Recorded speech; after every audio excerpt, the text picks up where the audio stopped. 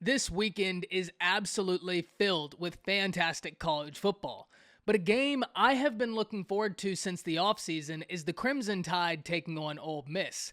Lane Kiffin coming back to Tuscaloosa to try and be the first Saban assistant to topple the master, and Nick Saban has no plans of letting that happen. This is going to be a fantastic game, one that we must talk about. Before we do, as always, y'all know the drill. I want to hear from you. Hop down into the comments. Let me know who you think the most important players for the Crimson Tide this weekend are in defeating Ole Miss. I'll be giving you mine throughout the video, but I'm very interested in hearing yours. If you are new to the channel, be sure to subscribe, hit that bell notification. I do constant college football content. You don't want to miss any of it. And if you enjoyed that content, be sure to like and comment down below. Those interactions are massive to content creators such as myself. And first and foremost, I'll get one thing out the way right now. At the end of the day, I do think Alabama wins this game, but it will be a very hard-fought game, and I'll be giving my score prediction at the end of the video.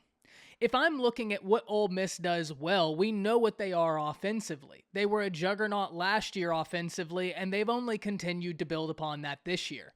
They have an incredibly balanced attack, and if you look at the split of their way they're gaining yards, both rushing and passing, it is both really clicking right now. They're finding success however they would like moving the ball, to the tune of 638 yards per game, and they're averaging 7.69 yards per play. So this offense for Ole Miss is humming.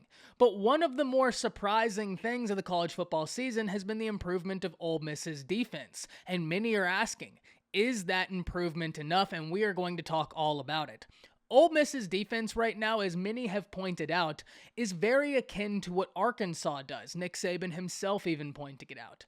Arkansas will hit you with a bevy of looks, but the main ideology behind it is we will bend, but we will not break.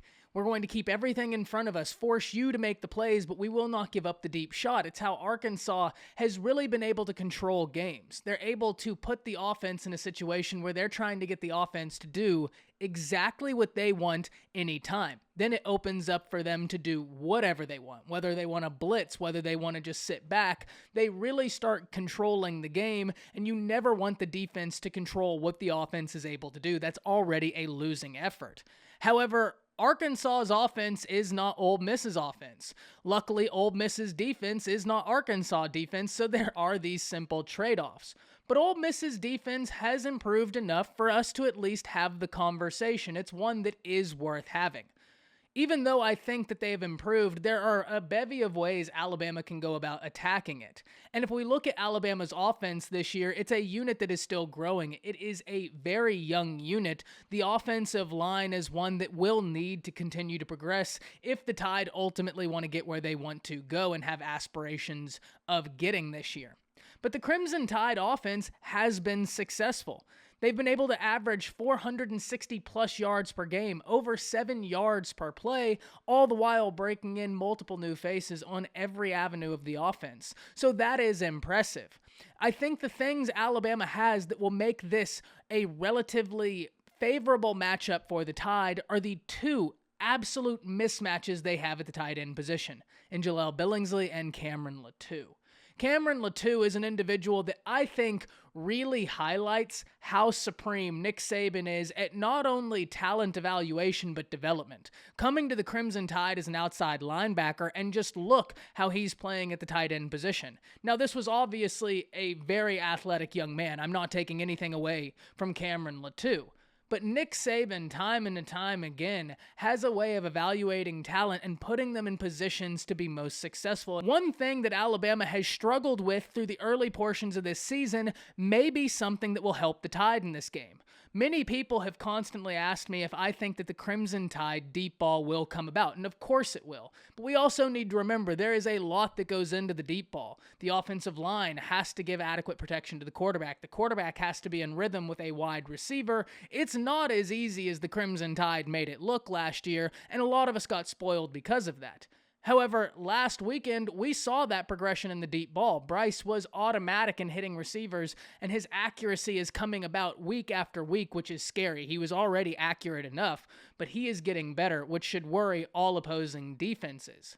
While I'm not claiming it is a good thing, it's certainly not a good thing to not have the deep ball. It is good that Alabama was able to find consistency in it last week. However, my main contention here is Alabama has had to win tough football games this year, i.e., against Florida in the swamp, without the presence of a deep ball. They've had to rely on taking underneath and building drives. So when playing a defense that is really built around not being beat over top, the Tide at least have experience against a very quality opponent in the Florida Gators in a hostile environment in not having access to the deep shot maybe as much as they would have liked and have to rely on beating you through sustained drives. Remember, Bryce Young took the Alabama Crimson Tide offense on a fantastic drive to get points when they most needed them. Ole Miss's defense is going to be challenging Alabama to run the ball, and so the health of Brian Robinson is something that I'm very interested in seeing.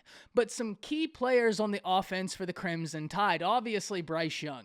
He is the X factor, and I would expect to see a bit more mobility out of Bryce Young this year. I haven't minded him not running. I'm not saying I didn't think there were opportunities for him to run or times where he should have, but we also have to remember he's the starting quarterback, and we don't want the starting quarterback getting hurt, especially when at the end of the day, he might not be running, but he's just throwing touchdown after touchdown and not making bad decisions with the football. So I'll take that all day long. But I think this game, we could see him use his mobility a bit more. We already talked about the tight end positions. We have Cameron Latou, who's been such a pleasant surprise, but Jaleel Billingsley is one of the bigger mismatches at the tight end position in all of the country, and I think he's going to be used heavily in this game. Another name, true freshman JoJo Earl, who's been getting more and more reps, but he's someone who I think will be very key in this game. I think Alabama will look to establish attacking Ole Miss through the slot position, through tight ends and running backs, and then trying to open it up for the rest of the unit.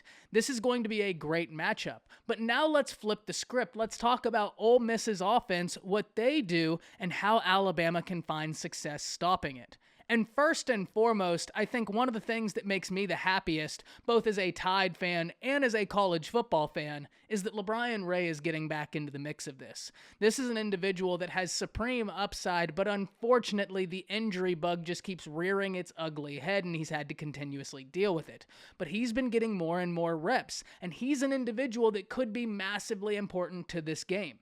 Alabama's defensive front is going to be the starting place, as it always is in college football. But in this game in particular, they are going to be very important. Gap discipline will be huge, but the ability to affect Coral is going to be mandatory. Coral has been a cool cat, and currently he is the odds-on betting Heisman favorite, which means absolutely nothing at this point of the season, except to point out that the young man has been playing good football. So with that in mind, the defensive front for Alabama is going to be huge, and LaBryan Ray continuing to work back is music to my ears because he will be a welcome addition to this squad. But an area where Alabama must stay disciplined is in the middle linebacking unit. The Crimson Tide middle linebacking unit cannot bite on the eye candy from Ole Miss. Ole Miss is going to be trying to do some things to grab their attention and get them in the wrong position. And that can't happen because this Ole Miss offense is very explosive.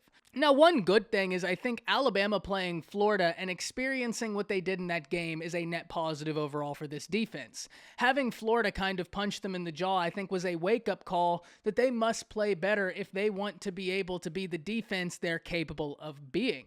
Last week, it's very hard to gauge how much improvement came from Florida to that week, but they came out with an intensity. This is the real test, and if you're Pete Golding in this Alabama defense, what better game to make your statement in that this defense is absolutely back? That Florida game was a one-off.